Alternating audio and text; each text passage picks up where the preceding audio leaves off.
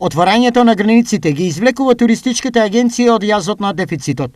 Склучени се првите аранжмани. Интересот за патување се зголемува, тврдат туристичките работници. Интерес има, не толку голем, меѓутоа сосем задоволителен во однос на околностите и сето што ни се случуваше претходните 2 години. Генерално интересот е во однос на почетокот на летната сезона и летните дестинации.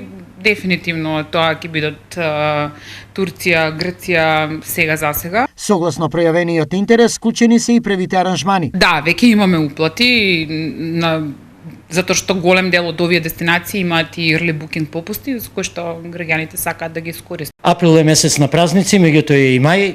Каков е интересот во овој поглед? Традиционално пролетни патувања за Великден и 1 мај. Во моментот имаме дестинации, да. Каде?